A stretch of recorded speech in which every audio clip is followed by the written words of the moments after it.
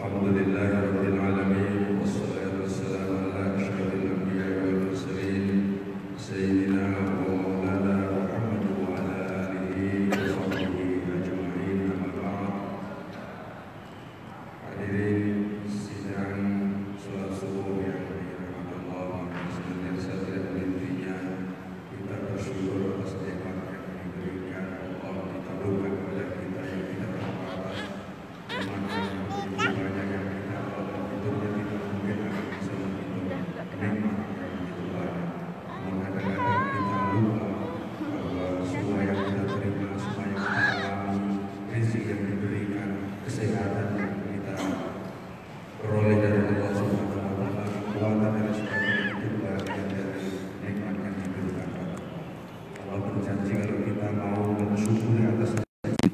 La in syakartum la azidannakum.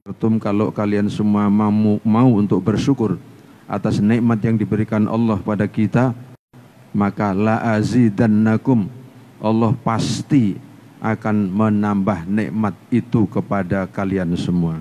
Wala in kafartum, kalau kalian itu ingkar terhadap nikmat Allah, maka Allah mengancam dengan siksa yang pedih. Mudah-mudahan kita selalu menjadi orang yang bersyukur atas nikmat Allah itu. Betapa tidak Rasul saja, kekasih Allah, orang yang mendapat kedudukan istimewa di depan Allah, selalu ingin menjadi hambanya yang bersyukur. Karena itulah maka di awal tausiah ini saya mengajak kita sekalian untuk selalu bersyukur pada Allah atas nikmat yang kita peroleh. Terutama juga nikmat kita sekarang ini memasuki tahun baru yang tadi Bapak Ketua Yayasan Baitur Rahman telah menyampaikan pada kita. Kita masuki tahun baru, dan kita masuki tahun baru ini adalah kesempatan kita untuk muhasabah, untuk merefleksi diri kita sebagai individu maupun sebagai bagian dari masyarakat. Apalagi kita ini semua ini memiliki masjid yang begitu megah di tengah-tengah kota. Marilah senantiasa kita makmurkan masjid ini. Dan alhamdulillah gerakan sholat subuh ini sudah berjalan. Mudah-mudahan kita senantiasa diberikan kekuatan oleh Allah, diberikan kesehatan untuk memakmurkan masjid ini. Amin, amin ya rabbal alamin. Hadirin sidang sholat subuh yang dirahmati oleh Allah Subhanahu wa ta'ala. Apa yang perlu kita tingkatkan ke depan? Tidak lain adalah bahwa iman dan takwa kita, secara singkatnya seperti itu. Iman dan takwa kita. Kenapa? Karena iman itu tebal dan tipis. Iman itu datang dan pergi. Kadang-kadang kita merasa begitu dekat pada Allah, tapi kadang-kadang kita merasa jauh. Al-imanu yazidu wa yanqusu. Yazidu bitta'ah wa yanqusu bil maksiyat. Iman itu datang dan pergi. Iman itu tebal dan tipis. Tergantung situasi yang melingkupi kita. Yazidu bitta'ah, akan bertambah-tambah iman kita, keyakinan kita pada Allah dengan ketaatan kita. Menghadiri sholat subuh berjamaah makin menjadikan kita dekat kepadanya, makin menjadikan kita itu merasa kita itu begitu terkesan di dalam keagamaan kita. Tapi makin kita jarang jamaah, jauh dari masjid, maka iman itu makin berkurang, apalagi kalau kemudian mobilitas kita ke tempat-tempat maksiat. Naudzubillahi min dzalik. Maka muhasabah itu dalam arti apa? Dalam arti bahwa kita seperti doa kita kemarin, doa akhir tahun, kita sadar bahwa diri kita masih kurang. Kita sadar bahwa kita masih banyak dosa yang kita lakukan. Sehingga oleh karena itu kita meminta kepada Allah, minta ampun atas segala dosa yang kita lakukan di masa yang lalu. Dan setelah sholat maghrib kita doa awal tahun yang isinya adalah kita meminta, memohon kepada Allah supaya dijaga dari setan yang senantiasa menggoda kita dan menjadi musuh bagi kita. Karena itulah, maka pada kesempatan ini saya ingin mengambil ayat Al-Quran di awal-awalnya, di awal surat Al-Baqarah itu, yang memberikan isyarat bagi kita untuk senantiasa meningkatkan takwa dan takwa. Bismillahirrahmanirrahim. Alif Lam Mim. Dzalikal kitabu la raiba fihi hudal lil muttaqin. Alladzina yu'minuna bil ghaibi wa yuqimunas salata wa mimma razaqnahum yunfiqun. والذين يؤمنون بما أنزل إليك وما أنزل من قبلك وبالآخرة هم يوقنون. Alif Lam Mim, hanya Allah yang tahu artinya. Dzalikal kitabul la raiba fi. Itulah Alkitab Al-Quran. La raiba fi, tidak ada keraguan di dalamnya. Jangan sampai kita ragu terhadap Al-Quran sebagai wahyu Allah yang memiliki kebenaran mutlak, dijaga oleh Allah, tidak akan dipalsukan. Kalaupun ada orang yang memalsukan, pasti akan ketahuan. Ini kelebihan kita sebagai umat Islam, memiliki kitab yang otentik, dijaga dari pemalsuan. Alkitab la raiba fi hudan lil muttaqin. Al-Quran, Alkitab yang merupakan peninggalan Rasulullah SAW kepada kita, warisan kepada kita, itu sesungguhnya adalah hudan lil muttaqin, sebagai petunjuk bagi orang-orang yang takwa. Orang-orang yang takwa itu apa? Diterangkan berikutnya. Alladzina yu'minuna bil ghaibi. Yang pertama adalah orang yang yu'minuna bil ghaib, beriman kepada yang gaib. Syarat orang beragama itu adalah iman kepada yang gaib. Masuk akal atau tidak, bisa terlihat oleh mata kita atau tidak, kita harus percaya karena itu adalah sesuatu yang diwahyukan oleh Allah kepada kita, diajarkan oleh Rasulullah SAW kepada kita. Al-ghaib itu adalah hal-hal yang sekarang belum ada dan nanti pasti ada. Hari akhir, hari kebangkitan, surga, neraka, pertanggungjawaban dari semua amal kita di akhirat nanti, bagian dari al-ghaib yang mesti harus kita iman. Kenapa ini perlu saya tekankan? Karena kita itu sekarang ini berada di era yang disebut era milenium. Seringkali orang itu mengukur kebenaran itu hanya berdasarkan kepada akal pikiran. Kebenaran itu adalah atas dasar dalil-dalil yang terlihat oleh mata kita, bukti nyata. Sedangkan agama itu syaratnya adalah iman, percaya tanpa bisa ditawar-tawar. Jangan sampai ada orang yang mengatakan bahwa akhirat itu khayalan, akhirat itu teka-teki dan lain sebagainya. Ini degradasi iman. Iman yang sudah merosot karena pengaruh adanya materialisme yang ada di kanan kiri kita, yang kita tidak ketahui. Alladzina yu'minuna bil ghaibi. Yang kedua, kalau kita ingin meningkatkan takwa kita, adalah wa yuqimunas shalat. Allah menuturkan dalam ayat ini dengan menggunakan kosakata wa yuqimunas shalat dengan fi'il mudhari', bahasa Inggrisnya bentuk infinitif, yang artinya apa? Selalu mendirikan sholat, bukan mengerjakan. Karena mendirikan itu lebih mengandung nuansa ada komitmen untuk istiqomah. Jadi syarat mutakin itu sholatnya tidak angot-angotan. Bukan karena sahabat kita sholat lalu kemudian kita ikut-ikutan.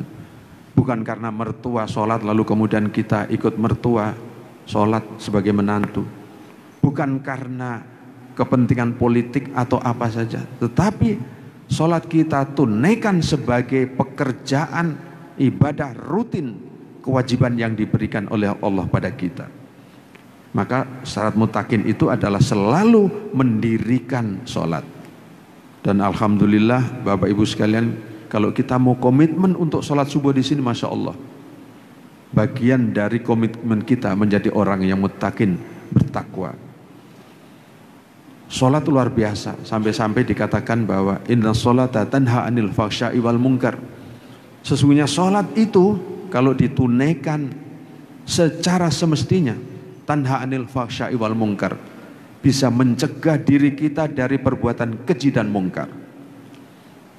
Pertanyaannya, kenapa masih banyak orang yang sholat tapi banyak kemungkaran yang terjadi di kanan kiri kita? Masih banyak KPK menangkap orang-orang yang melakukan korupsi di negeri ini.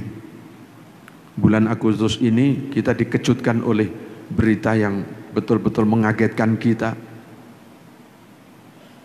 12 Agustus yang lalu di Banyumas ada kasus akibat dari persengketaan soal warisan, orang tega membunuh saudaranya sendiri.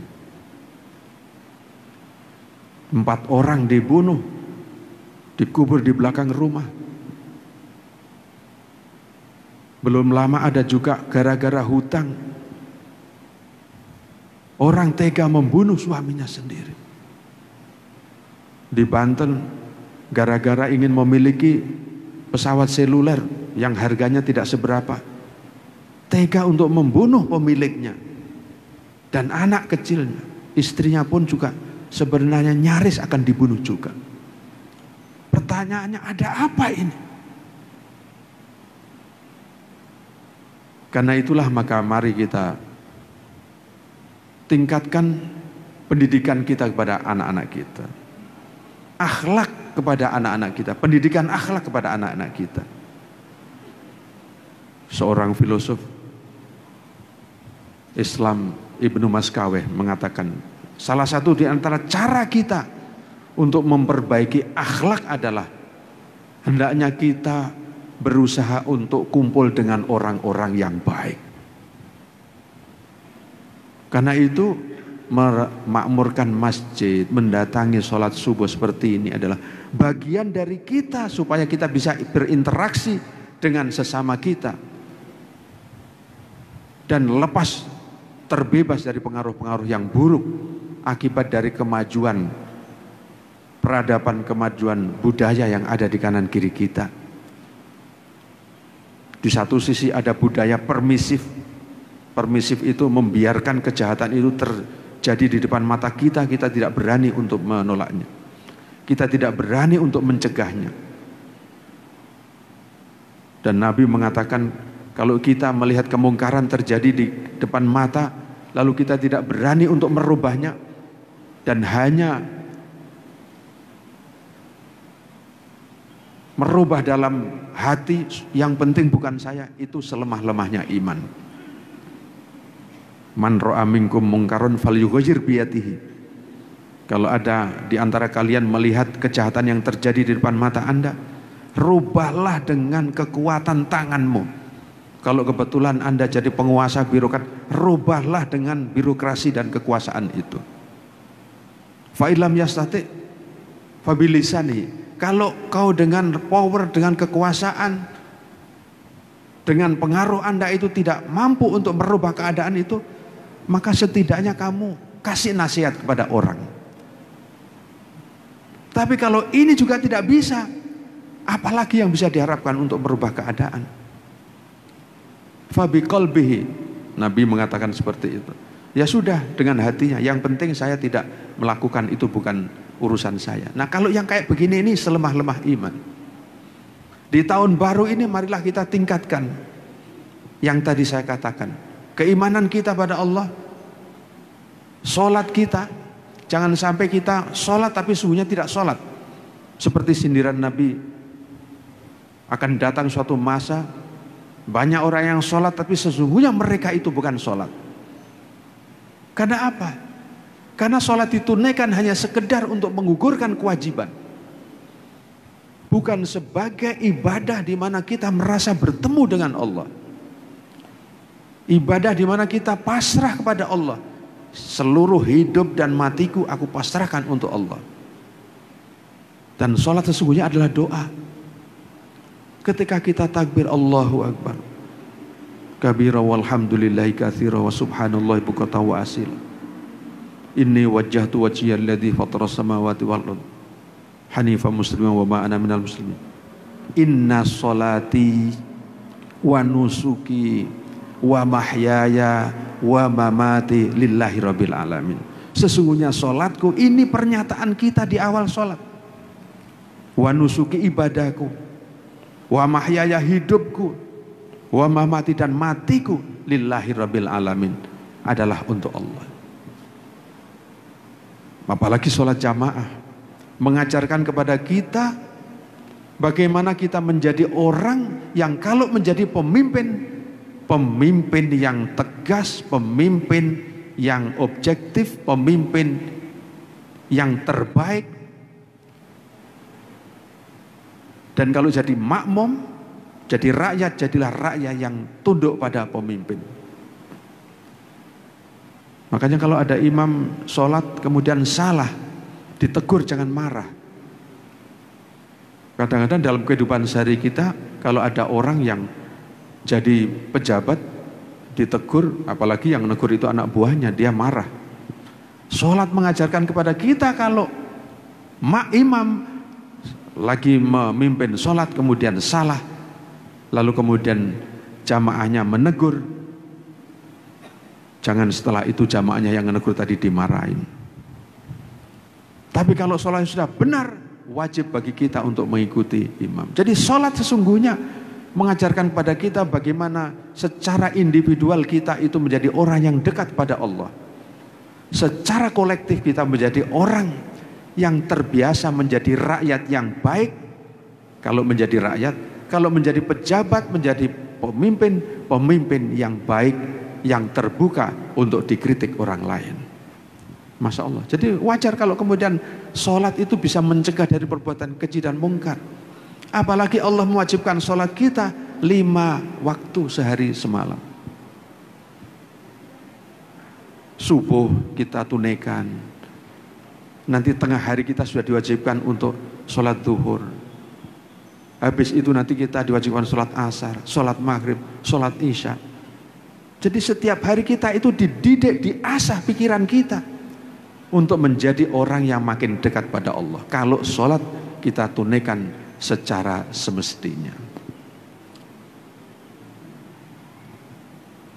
Yuqimunas sholat yang kedua. Yang ketiga, wa mimma razaqnahum yunfikun. Orang yang takwa itu adalah orang yang mau memberikan sebagian dari rezeki yang diberikan oleh Allah kepada agama untuk berinfak. Bukan semuanya, tidak realistis kalau orang mendapatkan rezeki diperoleh dengan susah payah lalu kemudian semuanya diberikan untuk agama. Sebagian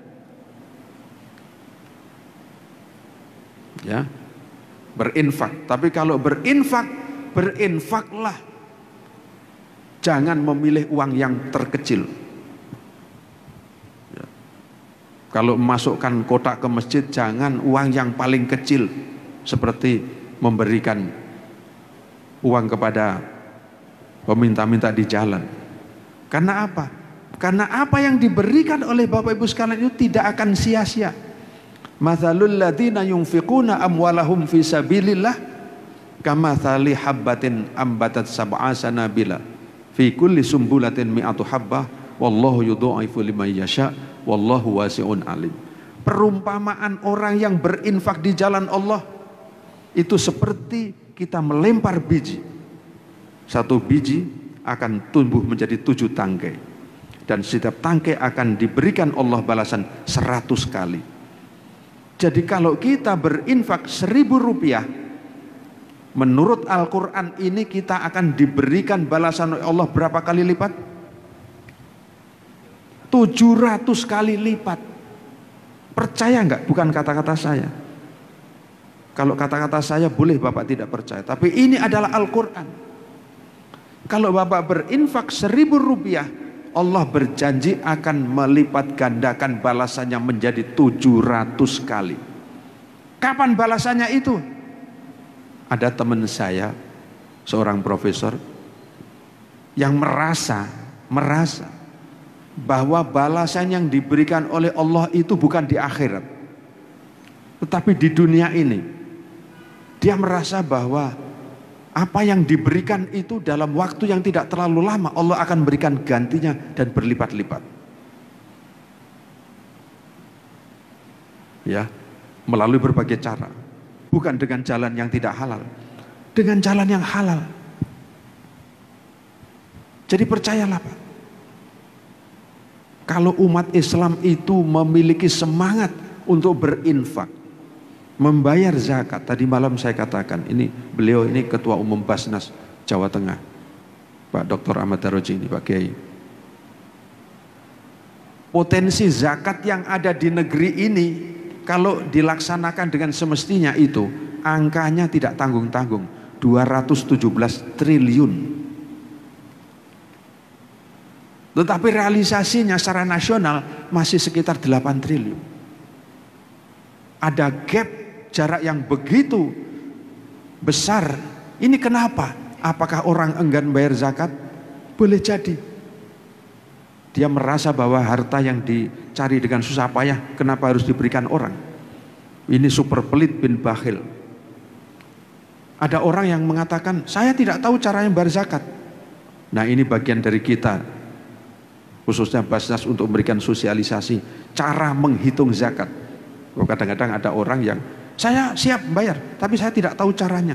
Berapa yang harus saya zakati uang saya? Lah uang Bapak berapa? Uang saya tidak terhitung. Ada orang yang kalau ditanya duitnya berapa itu tidak bisa ngitung Pak, saking banyaknya Pak. Iya, di Republik ini itu ada orang yang diwawancari wartawan, harta Bapak itu berapa? Perusahaannya ada di mana-mana. Saya tidak tahu. Jumlah harta saya itu berapa, tidak tahu. Sudah ada yang ngitung sudah. Tidak tahu apakah ini alasan untuk mengelak dari zakat atau pajak, tidak tahu. Tetapi itu menunjukkan bahwa di negeri ini banyak orang kaya. Wajar kalau penelitian yang dilakukan oleh IDB tadi itu 217 triliun itu memang potensi Pak. Jadi sekali lagi negeri ini kaya akan potensi. Potensi itu akan menjadi real aksi manakala kita mampu untuk mengelolanya. Wakaf kita Pak yang berupa tanah itu seluas negeri Singapura Pak. Masya Allah itu. Tapi memang belum kita berdayakan secara produktif. Ya, masih banyak wakaf yang idle. Jadi kalau begitu kita ini sebagai Muslim di negeri ini sesungguhnya adalah kaya. Tapi kekayaan itu masih terpendam. Belum kita kelola dengan baik. Yang dekat dengan kita ya Basnas itu. Zakat itu. Sudah ada lembaganya yang bertanggung jawab. Diurus oleh orang-orang yang memiliki kemampuan untuk ngurus itu, didistribusikan secara terbuka untuk membantu anak-anak kita yang tidak memiliki biaya tetapi memiliki kemampuan intelektualitas yang tinggi. Banyak anak-anak kita, orang-orang Muslim yang tidak memiliki biaya tapi sesungguhnya dia mampu untuk bersaing. Kalau tidak, maka orang-orang pintar yang tidak memiliki biaya itu akan tergusur, tidak mampu untuk mengenyam pendidikan yang lebih tinggi. Dan pendidikan yang lebih tinggi hanya dinikmati oleh orang-orang kaya.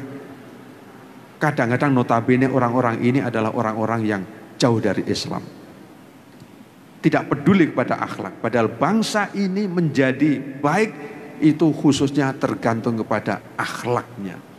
Kalau akhlak sudah tidak ada, jangan harapkan kita akan menjadi bangsa yang maju dan kuat di masa yang akan datang.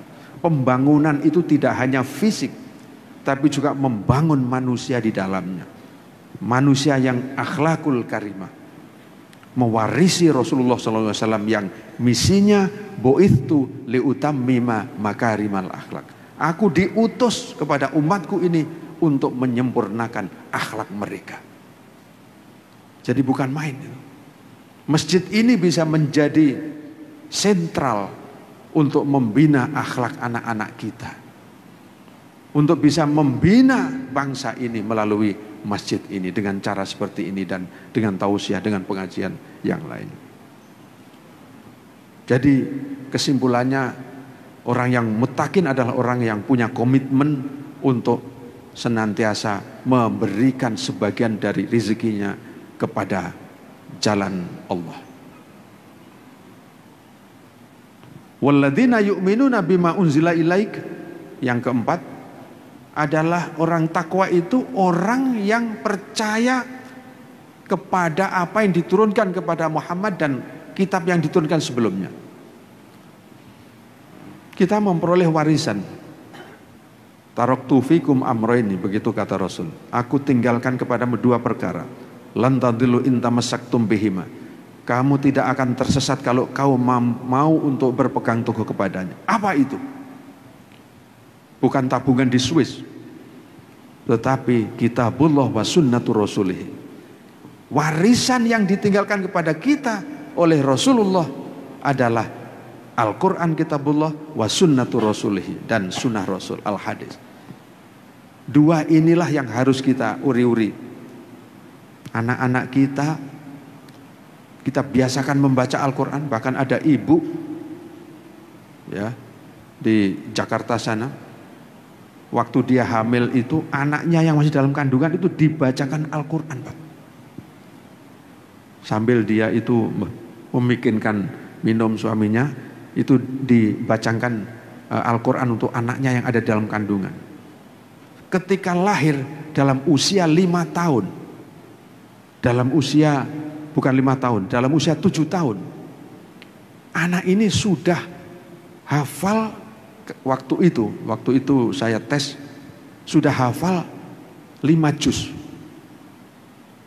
Masya Allah ini. Saya tanya kepada ibu, Bu, bagaimana anak sekecil ini sudah bisa ini? Cara pembiasaan untuk mengenal Al-Quran itu kan? Apakah ketika dia balita? Oh bukan, Pak. Ketika masih ini, sering saya elus-elus gini sambil saya baca Al-Quran, surat-surat pendek begitu. Jadi Masya Allah, Al-Quran warisan Rasulullah yang ditinggalkan pada kita itu, marilah.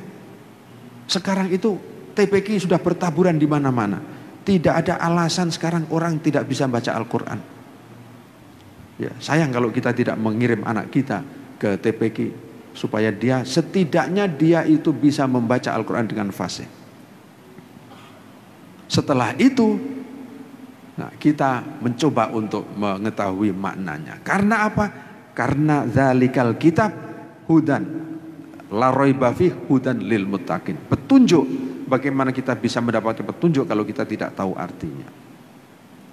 Yang terakhir, wabil akhiratihum yuqinun. Orang-orang yang muttaqin itu, yang mari kita tingkatkan ketakwaan kita di tahun yang baru ini. Bil akhiratihum yuqinun. Percaya dengan hari akhirat. Lagi-lagi hari akhirat ini sesuatu yang gaib. Hari kebangkitan, hari pembalasan. Tidak usah tanya apa buktinya bahwa akhirat itu ada. Kenapa? Karena itu bagian dari iman kita pada Allah. Para ilmuwan mencoba untuk mencari bukti bahwa alam ini akan berakhir. Silahkan. Dengan melihat indikasi makin rusaknya alam ini, bumi makin panas. 25 tahun mungkin kita masih bisa merasakan siklus iklim yang teratur. Bulan September sampai dengan bulan Maret hujan terus menerus. Bulan Maret hujan berhenti, lalu kemudian ganti musim kemarau. Siklusnya seperti itu sehingga petani tidak bingung. Saatnya kita menebar benih pada bulan September. Saatnya kita berhenti menanam padi adalah bulan Maret, April. Sekarang tidak. Kadang-kadang hujan, kadang-kadang di bulan Desember panas. Para ahli mengatakan ini bagian dari kerusakan alam yang disebabkan oleh lubang ozon yang menganga akibat dari pemanasan yang kita timbulkan di bumi ini. Zuharul fasadu fil barri wal bahr bima kasabat aydin nas. Al-Quran mengatakan begitu. Kerusakan yang terjadi di muka bumi ini adalah akibat dari ulah manusia yang tidak terkendali di dalam menggunakan teknologi yang menghasilkan limbah, dan limbah itu merusak lingkungan. Dulu Jakarta tidak pernah banjir seperti sekarang ini.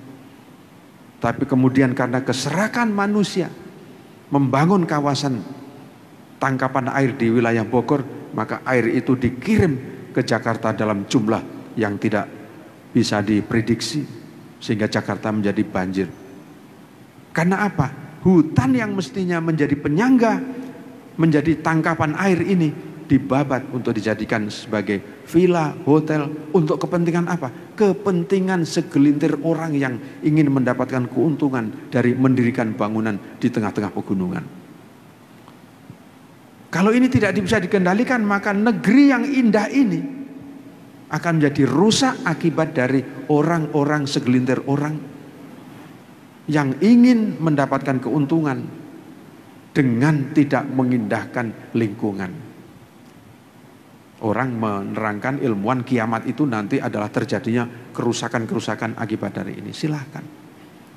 Di Amerika ada gunung api yang mengancam, yang kalau meledak diperkirakan Amerika itu akan menjadi bencana besar di Yosemite National Park yang ada di Amerika. Gunung api muncul tiba-tiba di tengah-tengah taman nasional. Apakah ini kiamat? Wallahu a'lam. Tidak ada yang tahu. Tapi bagi kita sebagai orang Islam, orang muttaqin, wabil akhiratihum yuqinun. Keyakinan terhadap akhirat itulah yang harus mendorong kita untuk beramal soleh, agar supaya kehidupan nantinya, yang itu kehidupan abadi, langgeng, tidak berakhir, kita menjadi orang yang mendapat tempat yang baik di surga nanti. Mudah-mudahan kita semua tergolong orang-orang yang mendapat keberuntungan nanti di akhirat. Mudah-mudahan kita dengan sholat subuh kita menjadi orang yang rajin ke masjid, rajin sholat, dan tambah takwanya kita pada Allah Subhanahu wa Ta'ala di tahun yang akan datang, dan dijaga dari syaitan sebagaimana doa kita di awal tahun tadi malam. Kurang lebihnya mohon maaf.